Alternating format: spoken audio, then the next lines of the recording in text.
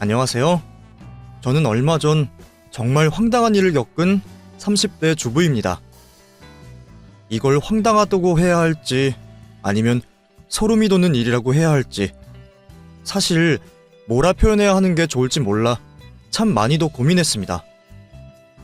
제가 진짜 오죽하면 이런 곳에 사연까지 보내면서 세상에 이런 일도 있다는 걸 알리려고 글을 적고 있을까요? 저도 아이가 있고 남편이 있고 남편은 사업을 하는 사람인데 먹고 자고 화장실 가는 것도 바쁜 시간에 이렇게 시간을 내서 사연을 보낸 이유는 바로 제 친구의 말도 안 되는 이기심과 욕심 때문에 생긴 황당한 일을 고발하기 위해서입니다. 개인정보법이니 인권 침해니 하는 법들이 생겨서 자세한 친구의 얘기는 할 수 없지만 그 친구와 저 사이에 있었던 기가 막힌 일에 대해 들어보시고 누가 더 잘못한 건지 누가 죽일 죄를 지은 건지 많은 분들이 판단을 해주셨으면 좋겠습니다. 저는 주변에서 항상 저에 대해 하는 말이 넌 참 정이 많아. 그렇게 사람 좋아해서 어떡할래? 세상 사람들이 다 네 마음 같은 줄 알아? 절대 아니다. 눈 뜨고 있어도 코 베어가는 세상이야. 그러니까 너무 사람 좋아하지 마. 라고 말을 해주는 사람이 많았습니다. 사람들이 말한 대로 제가 사람을 좀 좋아하긴 합니다. 어릴 때부터 외동딸로 자라기도 했고 가족이 저, 엄마, 아빠 셋밖에 없다 보니 외로움이 컸어요. 물론 부모님이 잘해주시기도 했지만 늘 형제자매가 많은 집이 부러웠죠. 그래서 항상 저희 집에 친구를 데리고 와서 엄마, 나 오늘부터 얘랑 가족하기로 했어. 내 동생이야. 엄마가 동생 안 낳아주니까 내가 만들어 왔어. 하면서 인사를 시키곤 했어요. 엄마 역시 외동으로 하나만 낳은 게 저에게 미안한지 그럴 때마다 늘 친절하게 제 친구들을 맞이해 주셨어요. 또 역할놀이 같은 걸 좋아해서 항상 저는 언니나 누나 역할을 맡으면 동생들을 저희 집으로 데리고 왔고 부모님들의 허락을 받아 저희 집에서 자고 가거나 며칠 동안 지내는 일이 많았습니다. 제가 이렇게 친구한테 집착한 이유는 외동인 것도 있지만 두 분 다 맞벌이로 일하셔서 집에 혼자 있는 시간이 많았기 때문이에요. 퇴근하고 나면 두 분 다 피곤해 하시는 것 같아서 쉽게 다가가지도 못하고 그래서 그런 공허함과 외로움을 충족시키기 위해 늘 친구들을 불렀던 것 같아요. 때로는 제발 우리 집에서 자고 가라고 애원하고 부탁했을 정도였는데요. 오늘 우리 엄마 늦게 오는데 우리 집에서 자고 갈래?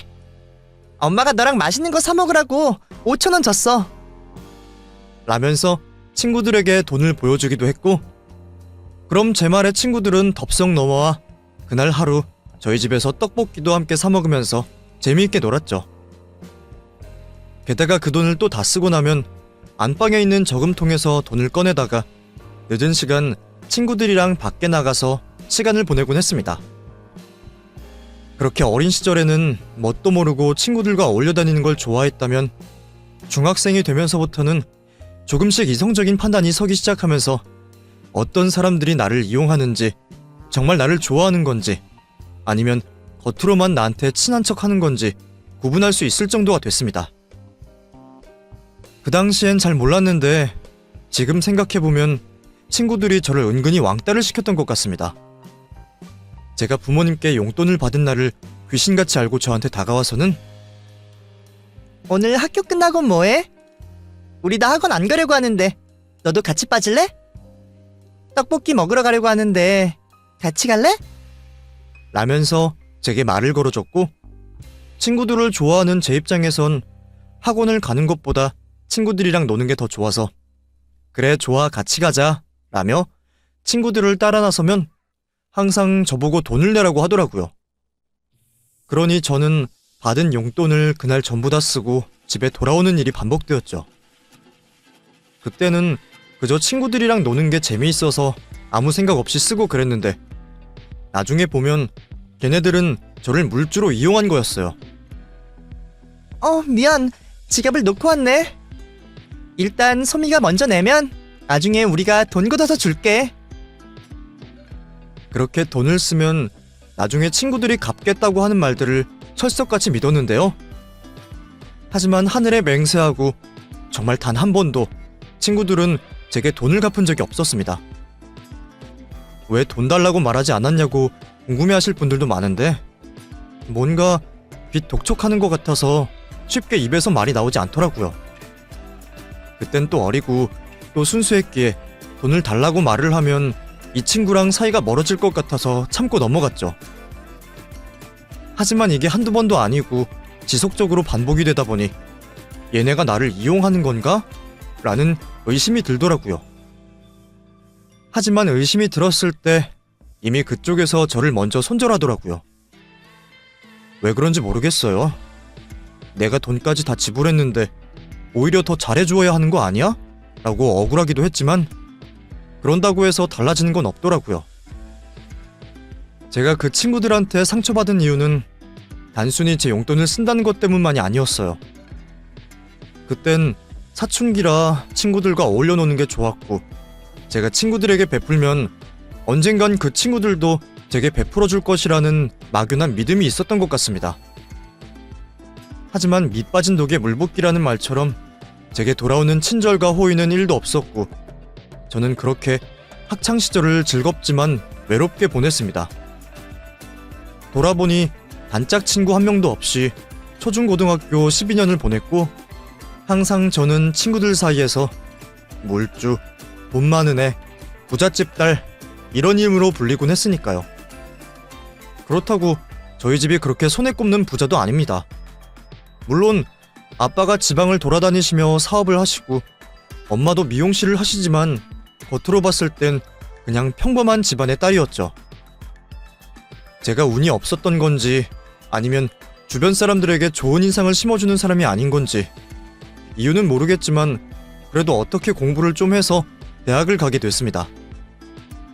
제가 다니던 학과가 유난히도 여자가 많은 과였고 그곳에서는 여우가 되지 않으면 좀처럼 살아남을 수 없다는 생각을 했지만 그게 생각처럼 쉽나요? 저보다 한 수, 아니 10수는 높은 애들이 전부 포진해 있었고 학창시절에 여자애들에게 크게 이용당한 경험이 있어서 그런지 쉽사리 접근하지 못하겠더라고요. 왠지 그때처럼 저를 물주로 알고 가지고 놀 것 같아서 차라리 그럴 바에는 아싸로 지내는 게 낫겠다 싶었어요. 그러니 과 모임에도 빠지고 시험 족보나 중요한 정보도 놓치기 일상이었죠. 남들은 대학교 들어가면 새로운 친구 사귀고 연애도 하면서 즐겁게 보낸다고 하던데 저는 중고등학교 시절처럼 우울한 날들을 보냈어요.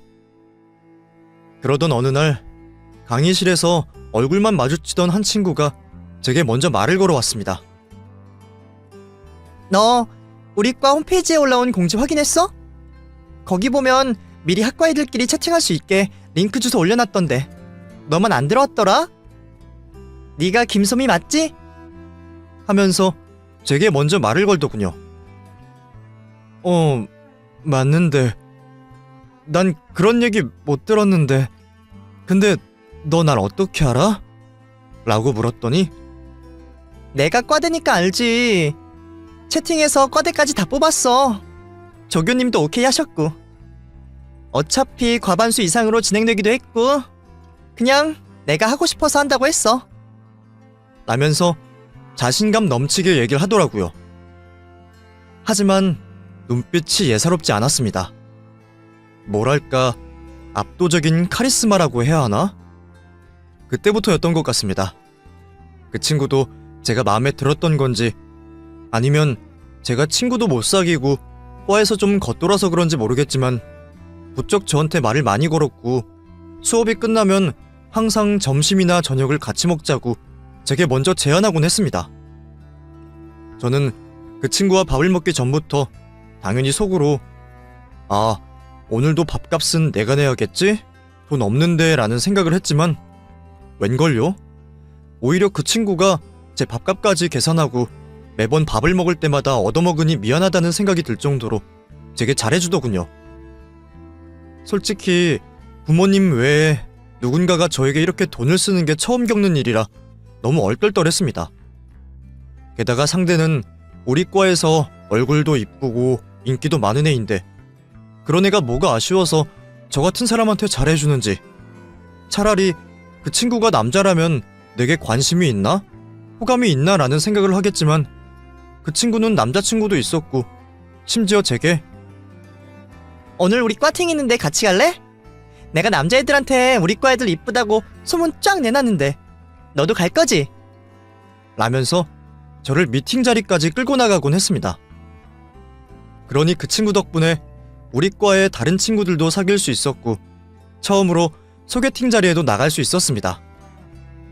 학창시절 내내 제대로 된 친구 한 번 사귀지 못하고 여기저기 끌려다니던 저였는데 갑자기 제게 잘해주는 친구를 만나니 저도 모르게 그 친구한테 엄청 의지하고 기대게 되더라고요. 그렇게 그 친구 소개로 과팅에 나가게 됐고 그 당시 그 친구는 남자친구가 있던 터라 주선만 해주고 저는 그 미팅에서 한 남자를 만나 연애를 하게 됐습니다. 다른 과의 동갑내기 친구였고 인상도 좋고 옷차림도 깔끔해서 첫 만남에서부터 눈에 확 들어왔었는데 다른 사람이 보기엔 별로였는지 저만 그 남자를 마음에 든다고 찍었다고 하더라고요. 다행히 그 남자도 제가 마음에 들었는지 그렇게 우리 둘은 자연스럽게 연인이 되었습니다.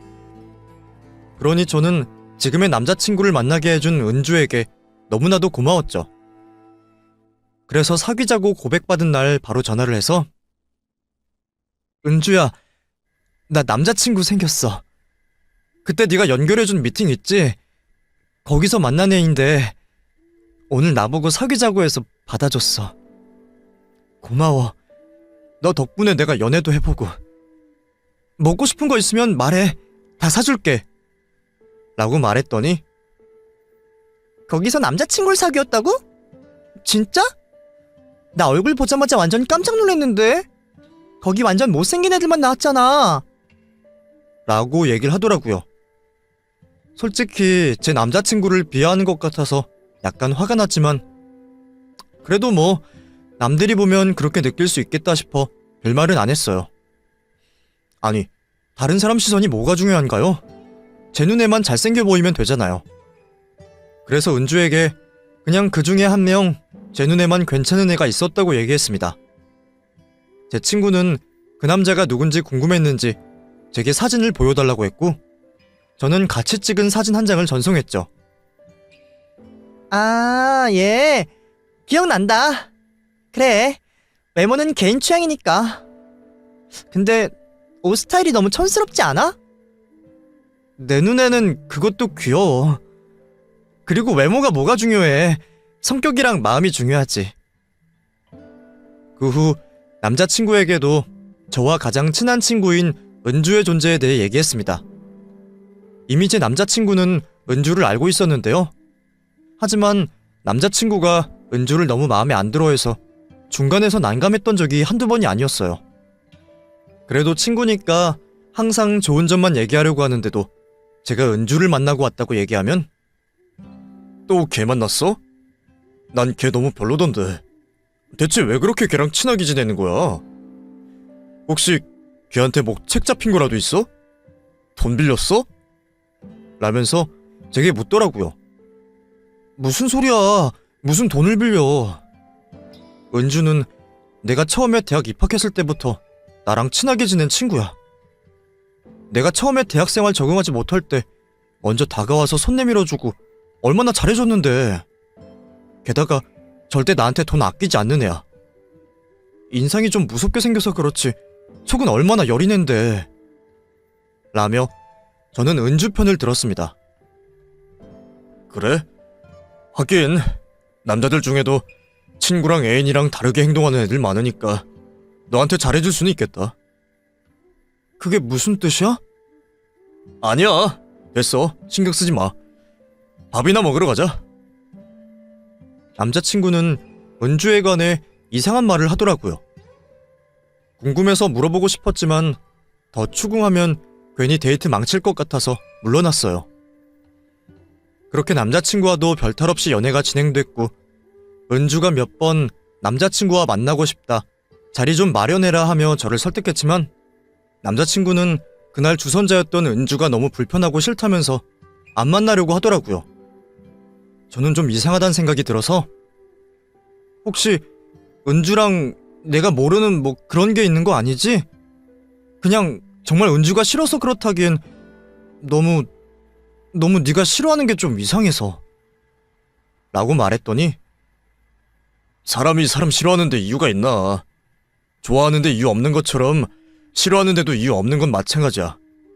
그냥 난 걔 처음에 미팅 자리에 나올 때부터 싫었어. 그게 무슨 말도 안 되는 궤변이야. 이유가 있을 것 아니야. 난 괜찮으니까 얘기해봐. 솔직히 주변에 큰 관심 없는 너는 잘 모르겠지만 걔 그렇게 소문이 좋은 애도 아니야. 걔 벌써 이번 학기에만 남자친구 3명이나 사귀었다며. 한 달에 한 번 꼴로 바뀐 거 아니야? 그중에 우리 과 선배도 있어. 헤어지고 완전 사람이 엉망진창 망가졌더라. 걔가 손가락만 까딱해도 남자를 쓰러뜨릴 수 있다는 소문 너도 알아? 난 그런 애들 너무 별로야. 남자를 무슨 자기 인형처럼 가지고 놀잖아. 혹시 너한테도 물들일까봐 걱정돼. 그래서 네가 걔랑 가까이 지내는 게 싫은 거고 라고 말을 하더라고요. 그 말을 들으니 어느 정도 이해가 되더라고요. 왜냐하면 남자친구 말 중에 틀린 말이 하나도 없었으니까요. 은주는 남자친구가 자주 바뀌는 편이긴 했고 항상 남자친구들에게 값비싼 선물을 요구하기도 했습니다. 그러니 학생임에도 불구하고 항상 명품백과 브랜드 옷으로 화려하게 입고 다녔고 실제로 외모도 예쁘장한 편이라 은지를 좋아하는 남자도 많았죠. 그러니 남자친구의 말처럼 연애를 쉽게 알고 남자를 지손에서 장난감 가지고 놀듯이 놀더라고요. 하지만 남자를 여럿 만난다고 해서 제게 해가 되는 것도 아니고 남자 입장에서는 그게 눈살 찌푸릴 정도로의 행동이지만 저는 상관없으니까 친구 관계를 유지하는데 아무런 문제가 없었죠. 그러니 남자친구가 은주를 싫어하고 경계하는 게 이해가 되더라고요. 제가 은주에 대해 많은 걸 알진 못하지만 은주네 아버지는 큰 기업에 다니신다고 들었고 어머니께서는 전업주부라고 하셨습니다. 솔직히 제 또래 제 주변 친구들 중에 대부분의 엄마들은 전업으로 집안일을 하시는 분은 드물었습니다.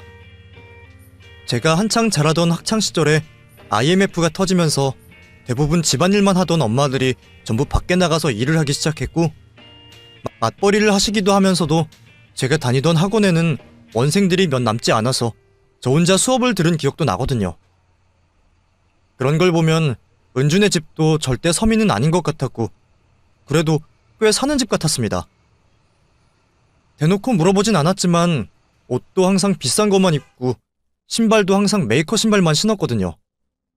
물론 남자들이 선물도 많이 주고 은주가 사달라고 하면 다 사주기도 했지만 그런 은주가 부럽기도 했고 솔직히 가끔은 시샘이 나기도 했습니다. 하지만 연애를 하면서 저는 그런 감정들이 전부 사라졌는데요. 은주 덕분에 제가 지금의 남자친구를 만날 수 있었기에 시샘하기보다는 오히려 고마워했어요. 게다가 그때는 첫 연애라서 그런지 아니면 남자친구가 잘해줘서 그런지 무튼 사랑이라는 감정에 빠져 주변을 둘러볼 여유도 없었죠. 제 남자친구는 알바를 하면서도 제게 항상 선물을 해주었는데요. 만난 지 1주년이 됐을 때는 꽤 유명 브랜드의 목걸이를 선물해주며 미안해. 이거밖에 못 해줘서. 다음에는 더 좋은 거 해줄게. 라며 자기랑 만나줘서 고맙다는 인사와 함께 선물을 주었고 2주년 때는 작은 다이아가 박힌 반지를 선물해주면서 우리가 만난 지 3주년 됐을 땐 너랑 결혼하고 싶다. 그땐 더 좋은 거 해줄게. 라고 말을 했죠. 그렇게 남자친구는 학생임에도 불구하고 본인이 모은 돈을 전부 제게 쓰며 선물을 줬고 항상 저는 받기만 한 터라 미안한 마음만 갖고 있었습니다. 그렇게 남자친구는 군대에 갔고 결국 3주년을 떨어져 보냈지만 마음만큼은 늘 함께였습니다. 남자친구가 군대에 가면서 은주랑 만나는 시간이 잦아졌는데 제가 반지나 목걸이를 차고 나가면 뭐야 이거? 되게 이쁘다. 나 한번 해보자. 라면서 제 걸 탐을 내더라고요. 미안. 이건 안 돼. 이건 승준이 군대 가기 전에 선물해준 거라서 좀 그래. 나한텐 특별한 거라 미안해. 라고 말을 하면 이걸 승준이가 사줬다고? 이거 엄청 비싼 거 아니야? 설마 짝퉁은 아니겠지?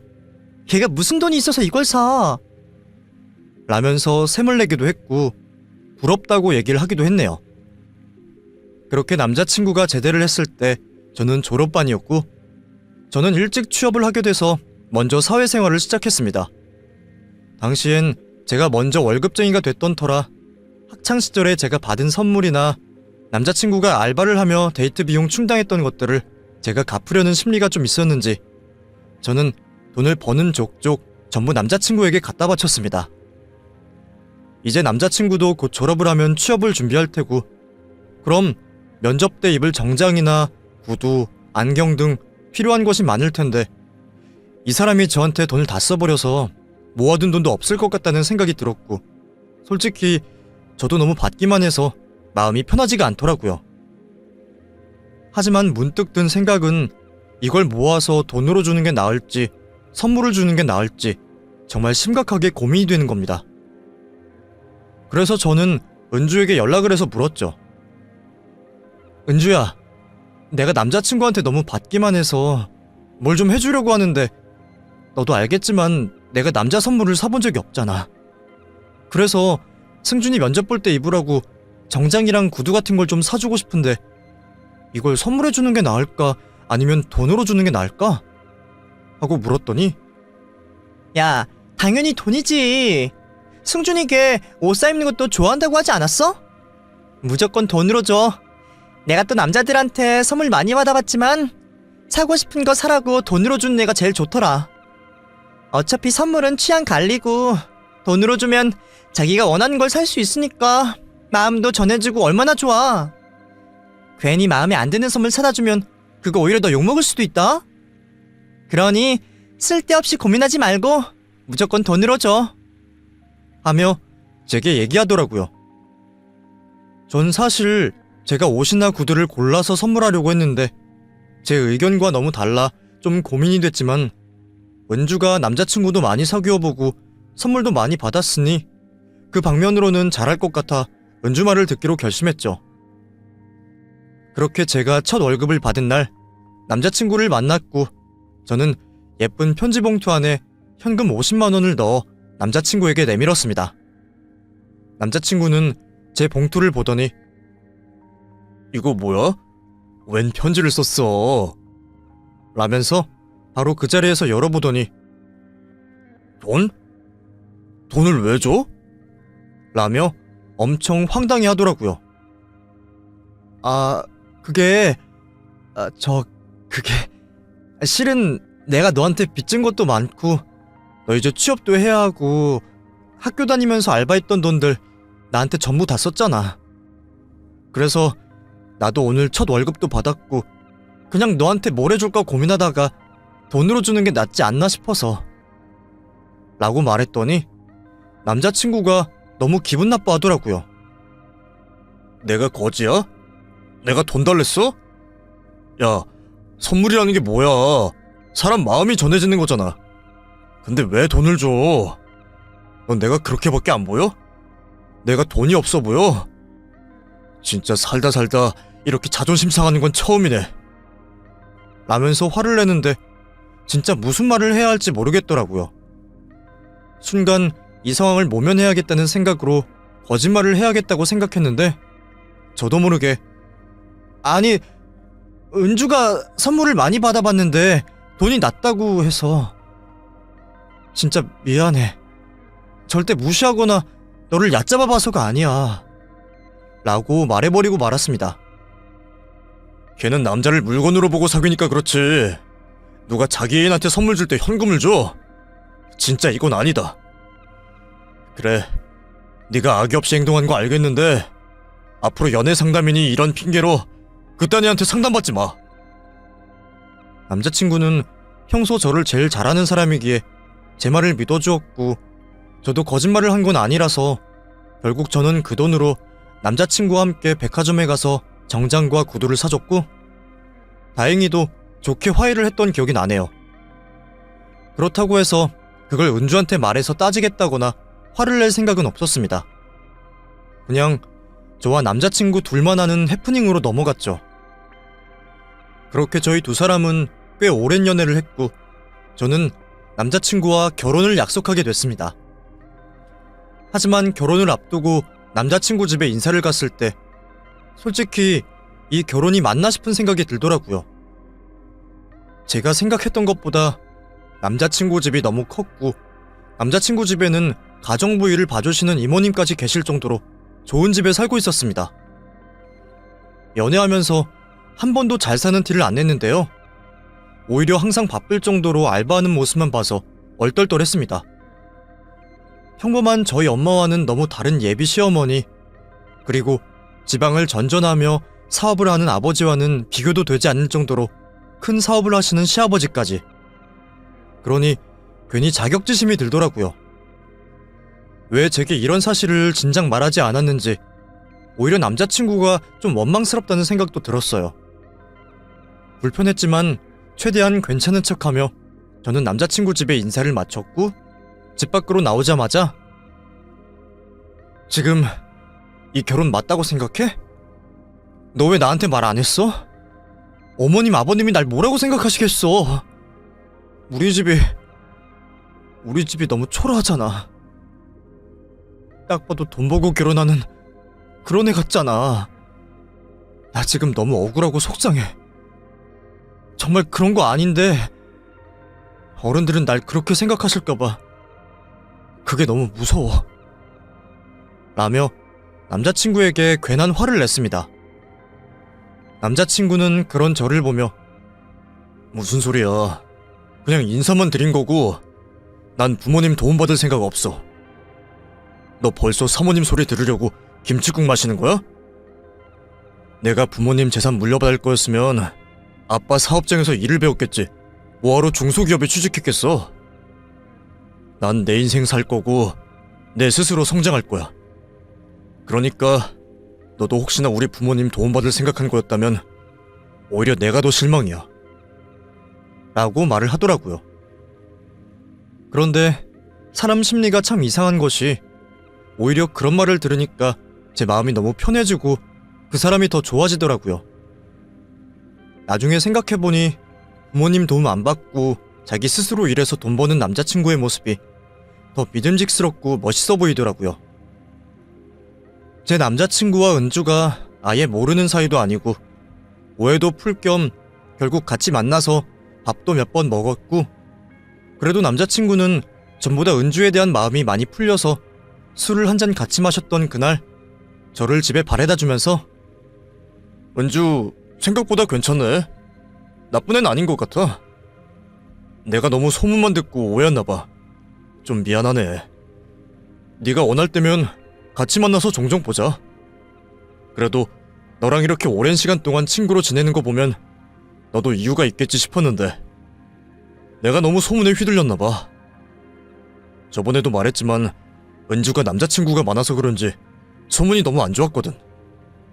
그래서 내가 너무 선입견을 가졌던 것 같아. 성격도 밝고 재밌는 친구네. 라고 말을 해주더라고요. 참 다행이라 생각했습니다.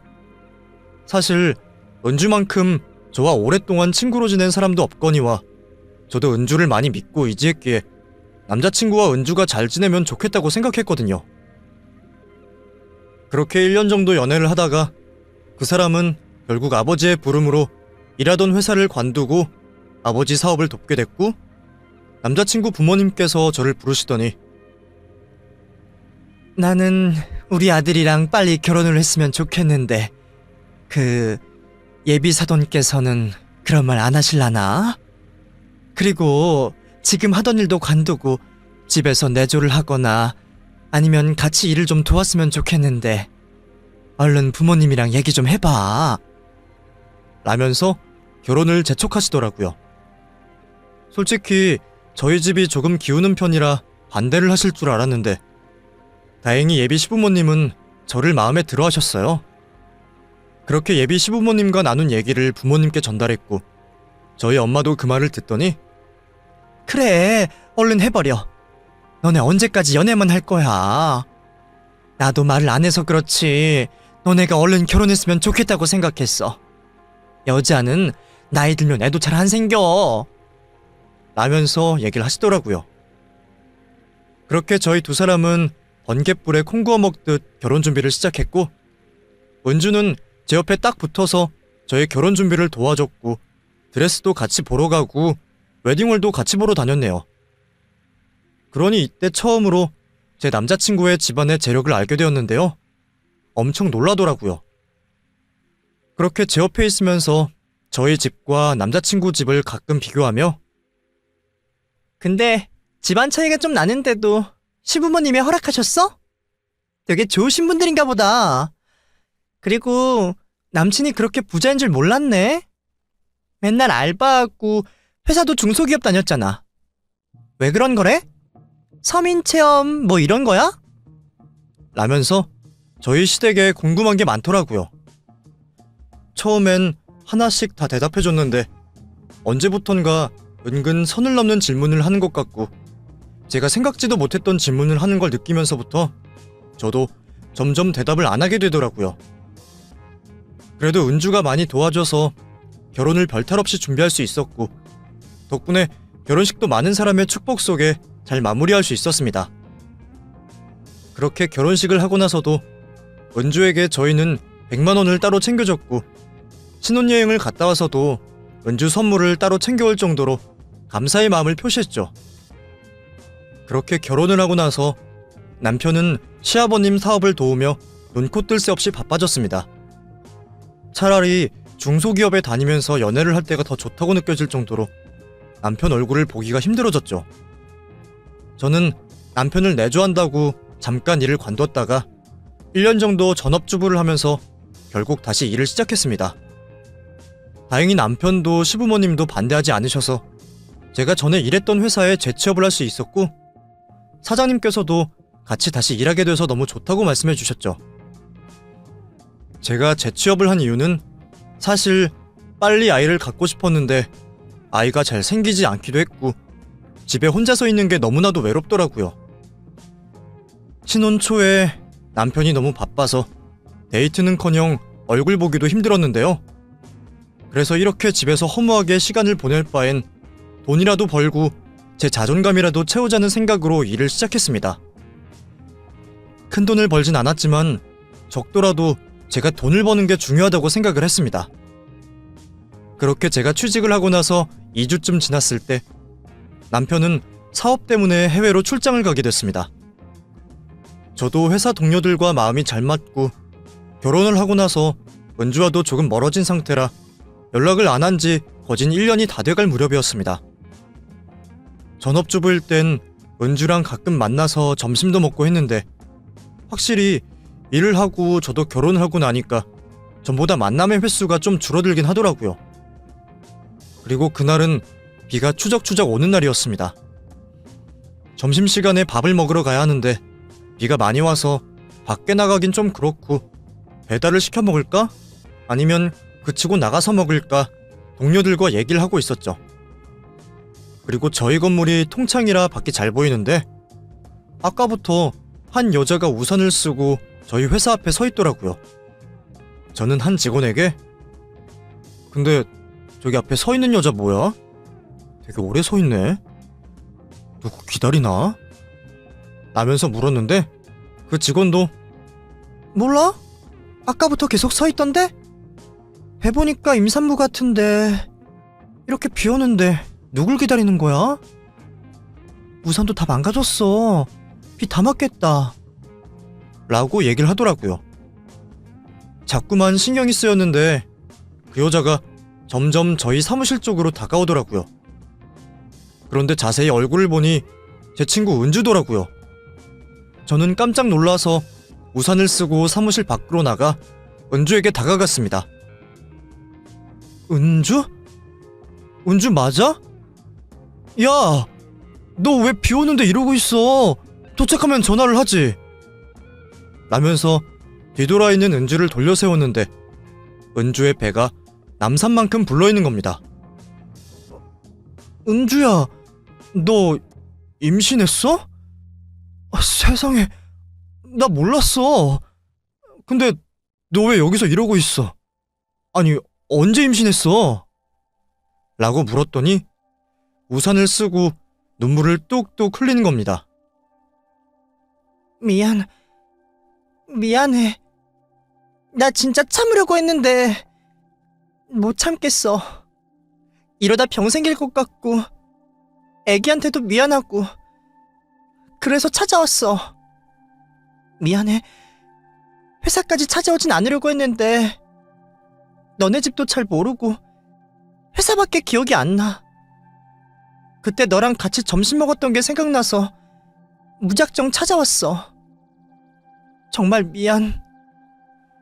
하면서 사과부터 하더라고요. 나한테 뭐가 미안해. 그럴 수도 있지. 뭐 급한 일이야? 아니 근데 너무 당황스럽다. 갑자기 임신이라니. 무슨 일이 있던 거야? 라고 물었더니 한참 저를 쳐다보더라고요. 아무 말도 않고요. 그렇게 저도 아무 말도 안 했는데 은주가 입을 떼면서 제게 한 첫마디는 정말 충격적이었습니다. 실은 이 아이 승준이 애야. 네 남편 애라고. 내가 말 안 하고 그냥 나 혼자 키우려고 했는데 너무 억울하고 화도 나고 내 마음대로 되는 게 아무것도 없어서 그냥 너한테 다 말하려고 찾아왔어. 어차피 애 낳으면 내가 키워야 되고 나는 평생 미혼모 딱지 달고 살아야 돼. 승준이는 너한테 절대 말하지 말라고 자기가 양육비 매달 주겠다고 하는데 그러면서 나한테 한 말이 100만 원 이상은 안 된다는 거야. 이게 말이 돼? 애 키우는데 돈이 얼마나 많이 드는데. 지금 나 벌써 병원 다닌 것만 해도 100만 원이 넘어. 근데 양육비가 고작 100만 원? 나 그렇게는 억울해서 못 살겠어. 난 이제 결혼도 못하고 연애도 못해. 평생 이 아이를 위해 살아야 하는데 100만 원에 라면서 말도 안 되는 얘기를 하는 겁니다.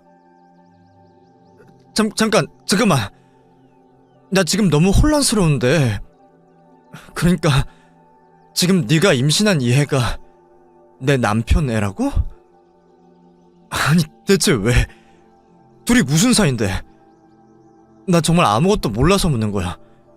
지금 이게 무슨 말인지. 라면서 은주에게 물었습니다. 은주는 제게 그래, 네 남편 애라고. 우리 사랑하는 사이야. 넌 당연히 몰랐겠지. 바람이니까. 우리 이렇게 사랑한 지 좀 오래됐어.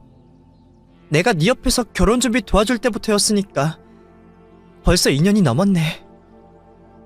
네 눈치 보느라 자주 만나진 못했지만 우리 정말 서로 사랑했고 너랑 이혼한다는 생각까지 하면서 아이 임신한 거야. 근데 애 생기니까 바로 변하더라? 네 남편 그런 사람이야. 겉과 속이 다른 사람. 너랑 거의 10년 가까이 연애하면서 이미 질릴 대로 질렸는데도 티도 안 내고 너 사랑하는 척하는 그런 놈이야. 결혼 전에도 너랑 데이트하고 나서 우리 집에 찾아와서 자고 간 다음날 아침에 회사 출근하고 그랬어. 그러다 덜컥 애가 생겨버리니까 나한테 뭐라는 줄 알아? 지우래. 날 사랑한다고 속삭이고 우리 사이에 아이를 갖자더니 진짜 애가 생기니까 지우라는 거야. 내가 미쳤어? 왜 그래야 되는데? 소중한 우리 애를 왜 지워? 나 그렇게 못한다고 말했더니 바로 잠수 타더라. 그래서 너 찾아온 거야. 나 큰 거 안 바래. 네가 조용히 해결해주면 나 다시는 너랑 승준이 앞에 안 나타날게. 그러니까 애 키울 돈만 지원해줘. 어차피 이 사실 너랑 승준이는 알잖아. 둘이 합의해서 나한테 10억만 보내. 그럼 내가 조용히 사라져줄게. 승준이네 잘 사니까 그 정도 돈은 껌값 아니야? 라며 말도 안 되는 요구를 하는 겁니다. 전 너무 당황스러운 와중에도 그 큰 돈을 요구하는 은주가 너무 기가 막혔습니다. 뭐? 10억? 야, 10억이 장난이야? 그리고 그 애가 우리 남편 애인지 뭘로 확인시켜 줄 건데? 우선 무작정 낳겠다 이거야? 아이씨, 진짜 지금 이게 뭐 하자는 건데? 이럴 거면 그냥 죽어! 이게 무슨 말도 안 되는 소리야! 라면서 저도 갑자기 순간 머리가 어떻게 됐는지 친구 배를 발로 확 걷어찼습니다. 진짜 지금 생각하면 저도 제가 어떻게 그런 짓을 했는지 아직도 믿기지 않지만 그땐 정말 눈에 뵈는 게 없었습니다. 그런데 친구가 제 힘에 밀려 우산을 놓치고 뒤로 넘어지더니 너 미쳤어? 나 임산부야. 지금 너 이게 무슨 짓인 줄 알아? 너 만약 우리 애 죽으면 너 지금 사람 죽인 거야. 미친 거야? 라면서 자리에서 일어난 그 순간 친구의 원피스가 비에 젖으면서 옷 속이 비치기 시작하더라고요. 임산부라면 본능적으로 당연히 배를 움켜쥘 거라 생각했는데 친구는 뒤로 밀리면서 까진 자기 팔꿈치를 보고 있었고 마치 뱃속에 뭐가 들어있는 것처럼 까만 무늬 같은 게 얼룩덜룩 보이더라고요. 저는 그 순간 흥분해서 은주의 치마를 확 제껴 올렸습니다. 은주는 깜짝 놀라며 너 미쳤어? 지금 이게 뭐하는 짓이야? 야! 라면서 소리를 쳤고 저를 발로 차며 밀치기 시작했습니다. 저는 은주 힘에 밀려 고꾸라졌고 그 모습을 본 회사 동료들이 저와 은주의 싸움을 말리려 나왔습니다. 저는 동료들의 손을 뿌리치며 전현, 저거 미친년이야. 경찰 불러. 경찰 부르라고! 라면서 은주에게 또다시 달려들려고 했고 은주는 뒷걸음질 치더니 우산도 버리고 냅다 뛰기 시작했습니다. 그것도 아주 빠른 속도로요. 저는 은주가 뛰어가는 뒷모습을 보며 자리에 털썩 주저앉아 펑펑 울기 시작했습니다. 너무 억울해서 도대체 나를 뭘로 생각했길래 제게 찾아와서 저딴 말도 안 되는 소리를 짓거리는지 너무 억울하고 분하고 정말 그 자리에서 콱 죽고 싶다는 생각이 들었습니다. 하지만 분명 확신할 수 있었던 건 제가 은주 배를 발로 찼을 때 그 물컹했던 느낌, 분명 임신한 배는 아니었다는 사실이었습니다. 뱃속에 뭘 넣었는진 모르겠지만 물컹한 것이 팍 터지는 느낌이 났고 만삭인 임산부치고 뒤도 안 돌아보고 달려가는 은주 모습을 보니 임신이 아니라는 건 확신할 수 있었죠. 그래도 확실하게 사실을 확인하기 위해서 저는 그날 밤 남편에게 전화를 걸어 바로 한국으로 들어오라고 얘기했습니다. 지금 바로 들어오지 않으면 이혼이라고 영원히 날 못 볼 거라고 얘기를 했더니 남편은 더 이상 묻지도 않고 바로 한국으로 들어왔더라고요. 그리고는 제가 오늘 겪었던 일들을 모두 남편에게 말했죠. 남편은 화가 머리끝까지 나서 그거 완전 정신병자 아니야? 경찰에 신고해. 너한테 좀 잘해줘서 나도 좀 신경 써줬더니 뭐? 임신? 10억? 미치고 환장하겠네. 내가 누누이 말했지. 나는 저렇게 이 남자 저 남자 후리고 다니는 여자 질색이라고. 당신 그 정신 나간 여자 말 믿은 거 아니지? 솔직히 안 믿으려고 했는데 만삭인 배를 보니까 나도 모르게 믿게 되더라. 괜찮아. 그 여우 같은 애가 작정하고 거짓말하면 당신 속이는 건 일도 아니지. 아무튼 당신 아무것도 신경 쓰지 마. 내가 알아서 처리할 테니까. 라면서 저를 달래주더라고요. 그 후 화가 난 남편은 자신이 가진 모든 재력과 인맥을 총동원해서 은주를 찾았어요. 그렇게 3주쯤 지났을까 저는 남편에게 충격적인 얘기를 들었습니다. 여보, 내가 알아봤는데 은주네 집 완전 망했나봐. 은주 아버지가 퇴직금이랑 집담보대출금을 몽땅 사기맞고 지금 길거리로 쫓겨날 판이래. 그래서 당신 만나기 전에도 여기저기 돈 빌리러 다니고 난리도 아니었나봐. 아니 그래도 그렇지. 차라리 그냥 와서 돈이라도 빌려달라고 손을 벌리지. 그게 뭐하는 짓이야? 나 진짜 지금 생각해도 기가 막히네. 라며 놀라운 얘기를 해주더라고요. 그 이야기를 들으니 신고를 하거나 사기죄로 소송을 하고 싶진 않더라고요. 그냥 남편이랑 저 둘 다 똥밟았다고 생각하고 넘어갔습니다. 은주는 그렇게 그날 이후 자취를 감췄습니다. 나중에 친구한테 들은 이야기로는 저처럼 다른 친구를 찾아가서도 그런 자작극을 벌였다고 했고, 그 친구에겐 양심에 찔렸는지 500만 원만 찔러주면 모든 걸 비밀로 하겠다는 말에 친구는 그 거짓말을 믿고 500만 원을 선뜻 보내줬다고 하더라고요. 그래서 은주라는 애 때문에 남편과 이혼하고 지금은 다른 남자와 살고 있다는 얘기를 전해 들었고, 은주를 사기죄로 고소했다가 너무 빌고 빌어서 고소를 취하했다는 얘기까지 전해 들었습니다. 그 얘기를 들으니 참 인생이 불쌍하다는 생각이 들더라고요. 자신감 있고 당당하고 누구보다도 밝은 애였는데 어떻게 돈 앞에 그렇게 무너질 수가 있는 건지. 다행히도 저는 남편에 대한 신뢰가 확고하고 저희 남편은 사랑이 식었으면 식었지 바람을 피울 사람은 아니라는 생각에 은주의 말을 고지고대로 믿진 않았지만, 만약 그때 제가 홧김에 은주의 배를 발로 차지 않았다면 어쩌면 저도 남편을 의심했을지 모른다는 생각이 들더라고요. 저는 그 사건 이후로 신기하게 1년 동안 안 생기던 아이를 자연 임신했고 지금은 예쁜 아이를 낳았습니다. 남편과 아버님의 사업도 이전보다 더 잘 돼서 조만간 호주 쪽에 큰 사업장을 내게 되어 이민까지 생각하고 있네요. 그냥 가끔 비가 오는 날이면 그날이 생각납니다. 그 친구는 지금 어떻게 살고 있을지. 친구 생각만 하면 너무 화가 나고 죽도록 밉지만 한편으로는 불쌍하다는 생각이 들거든요. 그리고 아직도 가장 궁금한 건 도대체 그 친구가 뱃속에 뭘 넣고 제 앞에 나타난 건지 아직도 미스테리라는 생각이 듭니다. 살다 보니 별별 사람을 다 만나 봅니다. 이 사연을 듣는 여러분, 저처럼 너무 사람 믿고 좋아하지 마세요. 가족도 등을 쳐먹는 세상인데 피 한 방울 안 섞인 남에게 너무 잘해주지 마세요.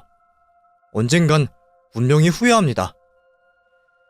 긴 사연 들어주셔서 감사합니다.